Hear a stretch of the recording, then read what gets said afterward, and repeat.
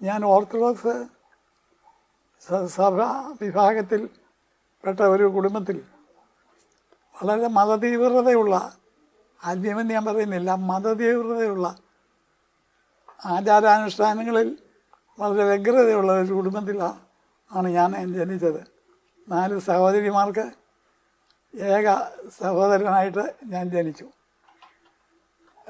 അവിടെ ഞങ്ങളുടെ എന്ന് പറയുന്നത്, ക്ഷമിക്കണം, ഓർത്തഡോക്സ് വകയായിട്ടുള്ള ഒരു ആരാധന സ്ഥലം ഞങ്ങളുടെ അടുത്ത ഏരിയയിലെങ്കിലും ഇല്ലായിരുന്നു.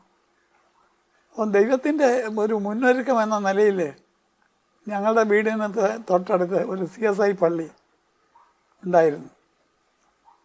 അപ്പോൾ എൻ്റെ മാതാപിതാക്കന്മാരും മറ്റും താല്പര്യപ്പെട്ട അനുസരിച്ച് ഞാൻ അവിടെ പോയി സൺഡേ സ്കൂളിൽ പഠിക്കാൻ തുടങ്ങി.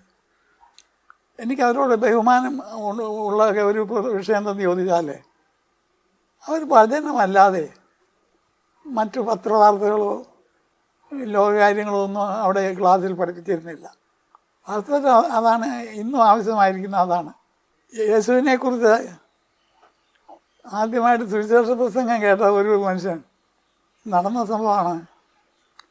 അയാൾ അതിനു മുമ്പ് കേട്ടിട്ടുള്ള മുഴുവൻ മതപ്രസംഗങ്ങളാണ്. എന്നാൽ യേശു ജനിച്ചത് മുതൽ മരണം, അടക്ക, ഉയർപ്പ്, തൻ്റെ മടങ്ങിവരവ് തുടങ്ങിയ വിഷയങ്ങളെ ഒരു ദൈവദാസൻ സംക്ഷിപ്തമായി പറഞ്ഞു കഴിഞ്ഞപ്പോൾ അത് കേട്ടുകൊണ്ട് നിന്ന ഈ മനുഷ്യൻ കണ്ണുനീരിങ്ങനെ ഒപ്പിക്കൊണ്ട് വിളിച്ച് പറഞ്ഞ ഒരു കാര്യം കേൾക്കണം. ഞാൻ ഇത്രയും നാളും വിചാരിച്ചുകൊണ്ടിരുന്നത് യേശുവിൻ്റെ അമ്മയാണ് വലിയ ആൾ. എന്നാൽ ഇപ്പോൾ ഈ പ്രസംഗം കേട്ടപ്പോഴാണ് യേശുവാണ് വലിയ ആളെന്ന് എനിക്ക് മനസ്സിലായത് എന്നിങ്ങനെ പറഞ്ഞൊരു സംഭവം ഉണ്ടായി. കാനായിലെ കല്യാണ വീട്ടിൽ ഒരുപാട് കാര്യങ്ങൾ പറയുന്നുണ്ട്. വീഞ്ഞ് തീർന്നു പോയതും ആളുകൾ മന്ത്രിച്ചതും ദുഃഖിച്ചതും ഒക്കെ പറയുന്നുണ്ട്. എന്നാൽ ആ ചാപ്റ്റർ അവസാനിക്കുന്നത് മറിയെക്കുറിച്ചല്ല, യോഹന്നാനെക്കുറിച്ചല്ല, യേശുവിനെക്കുറിച്ചാണ് പറയുന്നത്. യേശു ഇതിനെ അടയാളങ്ങളുടെ ആരംഭമായി യഹൂദയിലെ കനാവിൽ വെച്ച് ചെയ്ത് തൻ്റെ മഹത്വം വെളിപ്പെടുത്തി.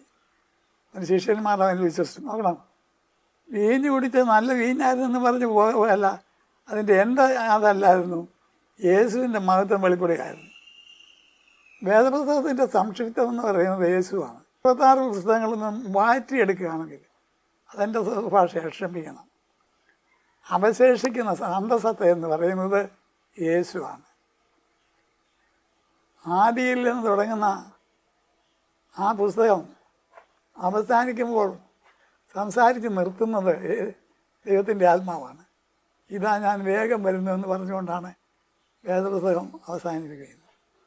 അതുകൊണ്ട് ഈ ആത്മീയമായ ഈ ബാഹുല്യങ്ങളുടെ ആചാരക്രമങ്ങളുടെ എല്ലാം മധ്യത്തിൽ കൂടെ വേദപുസ്തകത്തിൻ്റെ അന്തസത്ത എന്ന് പറയുന്ന ആ ദൈവം എൻ്റെ ഹൃദയത്തിൽ കടന്നു വരുവാൻ എനിക്ക് ഭാഗ്യമുണ്ടായി എന്നല്ലാതെ മറ്റൊന്നും എനിക്ക് പറയാനില്ല.